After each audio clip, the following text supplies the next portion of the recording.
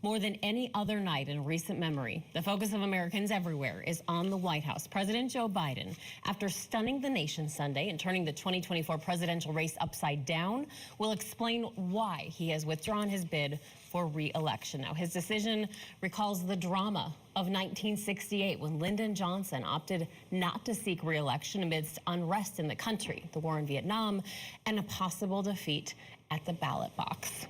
Biden's endorsement of Vice President Kamala Harris changed the dynamics of the 2024 race. A new poll out from Reuters Ipsos had the vice president leading former President Trump by 2 points. So with all of that, in just moments now, Americans will actually see and hear from the president in his own words. Our White House correspondent Haley Bull is standing by for us, and we are joined by one of the DNC delegates from Pennsylvania, State Representative Danilo Burgos, as well as Arizona State Senate Minority Leader Mitzi Epstein, and we will get to all of them and more to get their reactions and, of course, talk about the legacy President Biden will leave behind and how the history books will remember him right after he finished his remarks.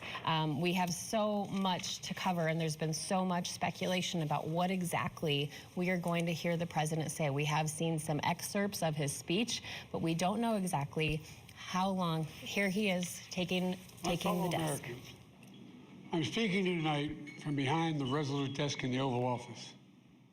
In this sacred space, I'm surrounded by portraits of extraordinary American presidents. Thomas Jefferson wrote the immortal words that guide this nation. George Washington, who showed us presidents are not kings. Abraham Lincoln, who implored us to reject malice. Franklin Roosevelt, who inspired us to reject fear.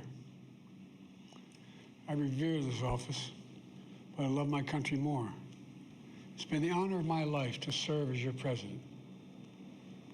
But in the defense of democracy, which is at stake, I think is more important than any title. I draw strength and I find joy in working for the American people. But this sacred task of perfecting our union is not about me. It's about you, your families, your futures. It's about we, the people. We can never forget that. And I never have. I've made it clear that I believe America is at an inflection point. One of those rare moments in history when the decisions we make now will determine our fate of our nation and the world for decades to come. America's going to have to choose between moving forward or backward, between hope and hate, between unity and division. We have to decide, do we still believe in honesty, decency, respect, freedom, justice, and democracy? In this moment, we can see those we disagree with not as enemies, but as fellow Americans. Can we do that? Does character in public life still matter? I believe I know the answer to these questions because I know you, the American people. And I know this, we are a great nation because we are good people. When you elected me to this office, I promised to always level with you, to tell you the truth. And the truth, the sacred cause of this country is larger than any one of us. And those of us who cherish that cause, cherish it so much, a cause of American democracy itself, must unite to protect it. You know, in recent weeks, it's become clear to me that I need to unite my party in this critical endeavor. I believe my record as president, my leadership in the world, my vision for America's future, all merited a second term. But nothing can come in the way of saving our democracy. That includes personal ambition. So I've decided the best way forward is to pass the torch to a new generation. It's the best way to unite our nation. You know, there is a time and a place for long years of experience in public life. But there's also a time and a place for new voices, fresh voices, yes, younger voices. And that time and place is now. Over the next 6 months, I'll be focused on doing my job as president. That means I'll continue to lower costs for hardworking families, grow our economy. I'll keep defending our personal freedoms and our civil rights, from the right to vote to the right to choose. I'll keep calling out hate and extremism. Make it clear there is no place in America for political violence or any violence ever, period. I'm going to keep speaking out to protect our kids from gun violence. Our planet from climate crisis is the existential threat. And I will keep fighting for my cancer moonshot so we can end cancer as we know it, because we can do it. And I'm going to call for Supreme Court reform, because this is critical to our democracy, Supreme Court reform. You know, I will keep working to ensure America remains strong and secure and the leader of the free world. I'm the first president in this century to report to the American people that the United States is not at war anywhere in the world. We'll keep rallying a coalition of proud nations to stop Putin from taking over Ukraine and doing more damage. We'll keep NATO stronger, and I'll make it more powerful and more united than any time in all of our history. I'll keep doing the same for our allies in the Pacific. You know, when I came to office, the conventional wisdom was that China would inevitably surpass the United States. That's not the case anymore. And I'm going to keep working to end the war in Gaza, bring home all the hostages, and bring peace and security to the Middle East and end this war. We're also working around the clock to bring home Americans being unjustly detained all around the world. You know, we've come so far since my inauguration. On that day, I told you, as I stood in we stood in a winter of peril and a winter of possibilities. Peril and possibilities. We were in the grip of the worst pandemic in the century, the worst economic crisis since the Great Depression, the worst attack on our democracy since the Civil War. But we came together as Americans, and we got through it. We emerged stronger, more prosperous, and more secure.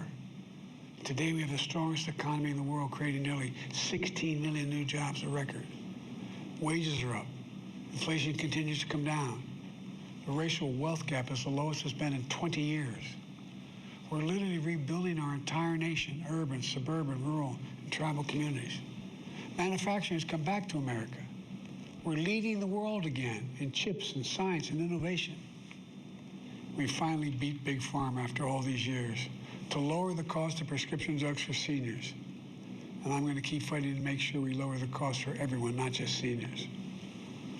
More people have health care today in America than ever before. And I signed one of the most significant laws helping millions of veterans and their families who are exposed to toxic materials. You know, the most significant climate law ever in the history of the world. The first major gun safety law in 30 years. And today, the violent crime rate is at a 50-year low. We're also securing our border. Border crossings are lower today than when the previous administration left office. I've kept my commitment to appoint the first black woman to the Supreme Court of the United States of America. I also kept my commitment to have an administration that looks like America and be a president for all Americans. That's what I've done. I ran for president 4 years ago because I believed and still do that the soul of America was at stake. The very nature of who we are was at stake. And that's still the case. America's an idea. An idea stronger than any army, bigger than any ocean, more powerful than any dictator or tyrant. It's the most powerful idea in the history of the world. That idea is that we hold these truths to be self-evident. We're all created equal, endowed by our Creator with certain inalienable rights: life, liberty, pursuit of happiness. We've never fully lived up to it, to this sacred idea, but we've never walked away from it either. And I do not believe the American people will walk away from it now.